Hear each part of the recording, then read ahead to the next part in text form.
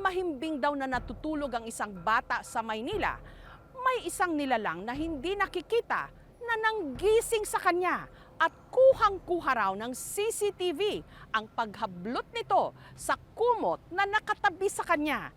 Isa nga ba itong poltergeist? Mahimbing na ang tulog ng mag-anak na ito madaling araw nitong February 10. Nang ang isa sa mga bata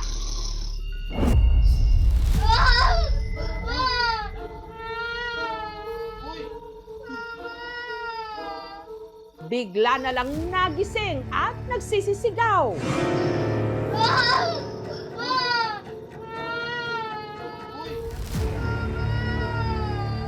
Nanginginig na siya sa takot, sinasabi niya po sa akin na may humila po ng kumot.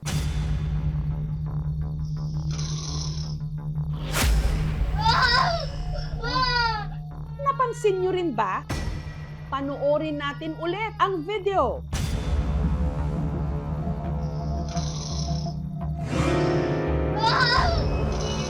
Ang kumot ng bata. Kapansin-pansin ngang umangat na para bang may humila. Imposible po na may hihila po nun dun sa may paanan. Wala na pong ibang tao. Kung walang ibang tao sa silid, sino ang humila sa kumot? Parang nag-a-attract po ko ng mga masasamang entity.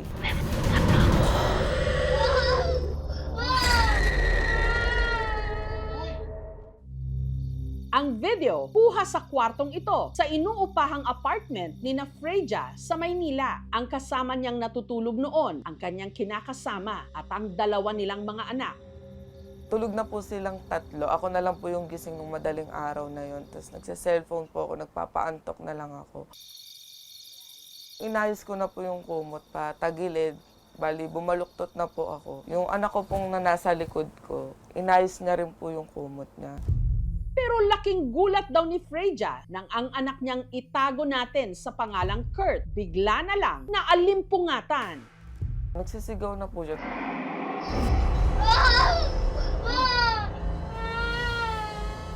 Nanginginig na siya sa takot, sinasabi niya po sa akin na may humila po ng kumot.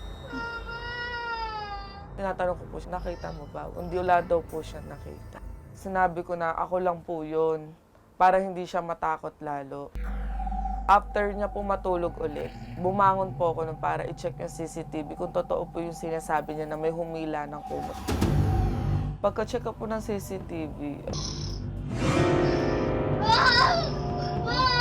nalaman ko po na totoo yung nangyari na hinila po yung kumot niya. Makikita niyo po sa video, nakaganyan na po akong pwesto. Tapos yung anak ko po, nag-ayos ng kumot na nakabaluktot. Ayun na po yung hinila.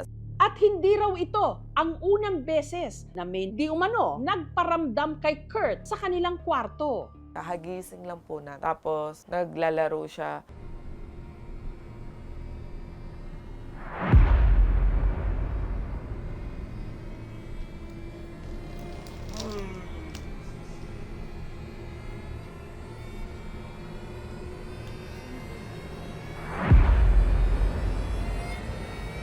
Nagulat ako, nakatalala na lang po siya. Nakatingin po siya dyan sa may pinto. Tapos yumakap na mahigpit sa akin na takot na takot. Sabi ko, bakit? Mumu. Tumatangula siya habang umiiyak.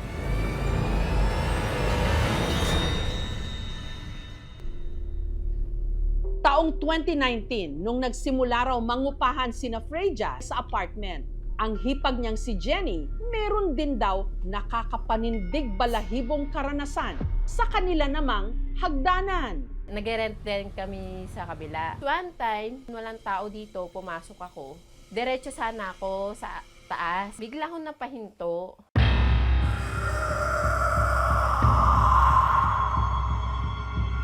Nagulat ako kasi pagbungad sa akin ng hagdan,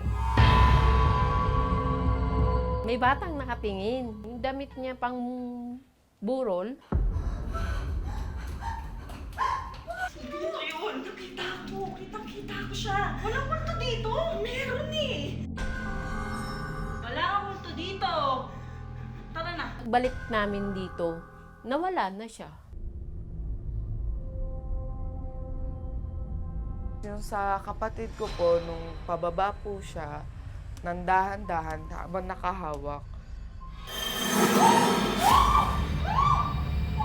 bigla na lang po siya nalaglag hanggang dito po. Parang may tumulak daw po sa kanya. Ang bilas ni Freja na si Ayip, hindi rin daw nakaligtas sa pagpaparamdam. Teka nga. Wait lang, iihi lang ako. Teka lang.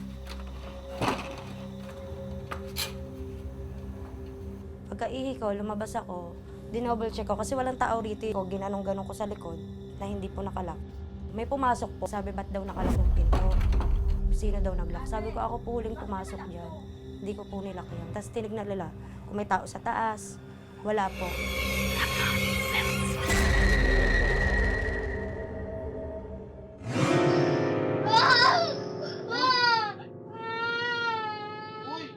Matapos mag-viral ang video ni Freja, may ilang nag-comment na kaya raw may nagpaparamdam sa kanilang apartment dahil ang kanila raw tinitirhan, malas, at ang itinuturong ugat ng kamalasan ang pwesto raw ng kanilang salamin at ang magkaharap na pinto sa kanilang kwarto. Masama daw po yun. Parang nag-a-attract po ko ng mga masasamang entity dito sa bahay dahil po sa salamin, lagusan ng mga masasamang entity po. Ang salamin po kasi meron another dimension kung tawagin. Okay? So, halimbawa, natutulog po tayo, tapos may salamin na nakatapat sa kama, may kasabihan kasi na naglalakbay po yung spirit natin. Kapag mamaya napasok siya doon, minsan mahirap siya mag-recall back papunta sa katawan natin. Yun ang dahilan bakit may mga iba po nagkakaroon din ng tinatawag na bangungot. Dalawang door na magkatapat po, ang tawag namin dito is may poison arrow. Bumibilis ngayon yung energy ng chi. Pwede maka-affect ng money loss, pwede maka-affect ng mga parang alitan, away, conflict problems, pwede siya makapag-cause din ng mga health problems. Para lutasin ang misteryong bumabalot sa inuupahang apartment ni na Freja, kinatok sila ng isang bisita. Ang paranormal researcher na si Ed Calwag. So dito kasi sa baba, wala oh. Pero yung turo niya, dito sa direction na to. Ano o sino nga ba ang gumagambala sa apartment? Ito yung area. May nakakita na ba dito ng image ng yung parang figure ng... Walang magtatalukbong ng kumot ha, at siguraduhin may mahihila kayong katabi. Balik mo tayo. See?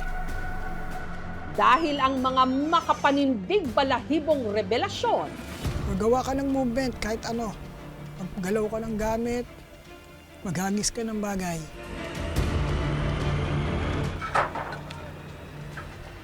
Saan yan?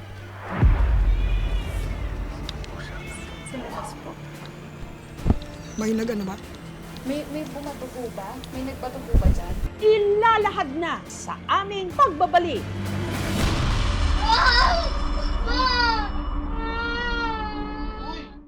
Ang pamilyang nangungupahan sa apartment na ito sa Maynila, hindi raw nakakatulog ng mahimbing dahil sa mga kakatwa nilang karanasan. Ang pinakahuli, nakuhanan pa ng CCTV.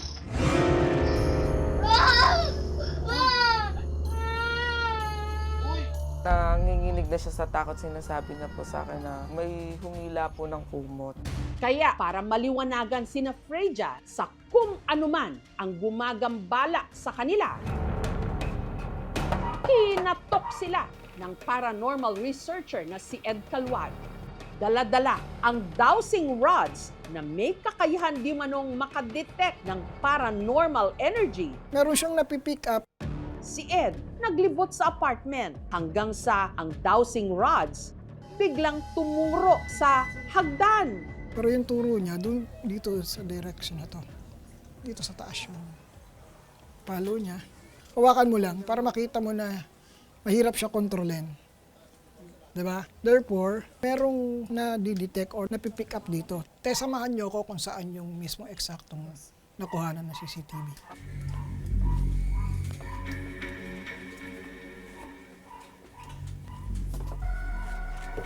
medyo mabigat ang pakiramdam.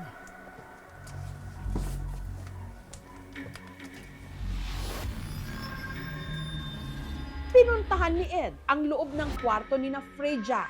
Ito dito eh. Ito yung area. May nakakita na ba dito ng image ng figure ng matanda? Matanda po. Oo, babae. May naaninag ako kanina pero parang shadow lang. Shadow siya na parang figure ng babae. Si Ed tila may naramdaman din daw sa kabilang unit kung saan nakatira ang hipag ni na Freja na si Jenny.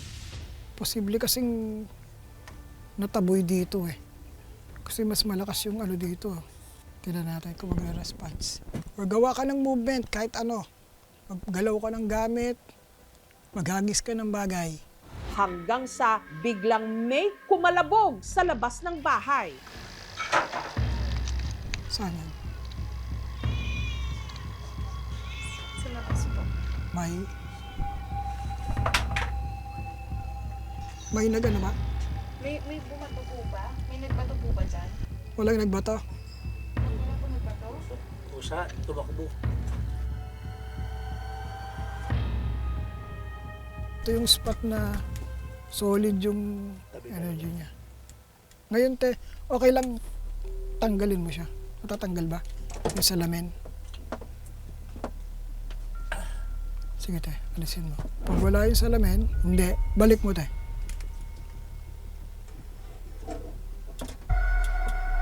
See? Tanggalin mo te.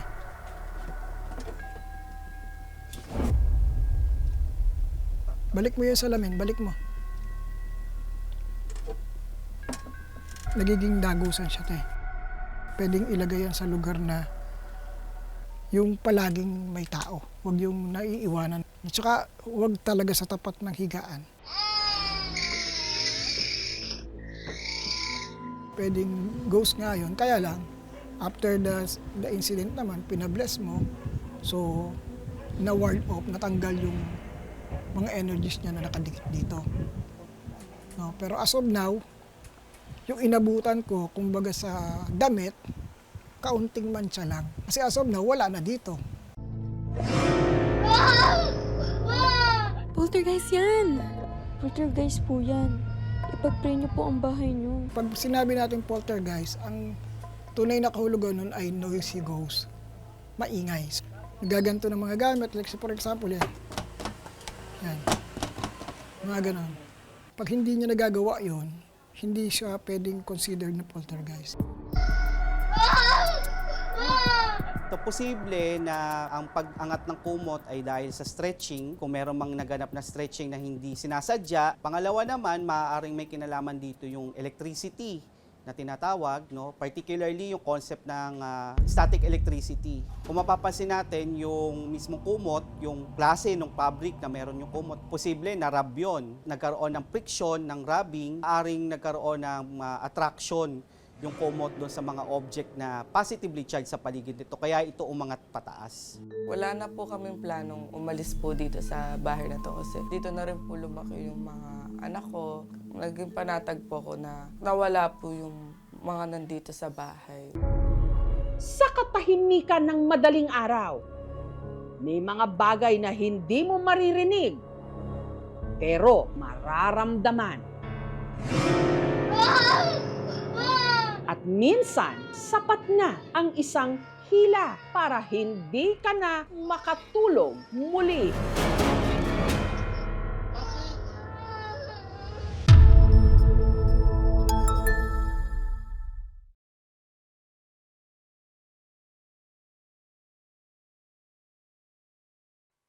Thank you for watching, mga kapuso. Kung nagustuhan niyo po ang videong ito, subscribe na sa GMA Public Affairs YouTube channel. And don't forget to hit the bell button for our latest updates.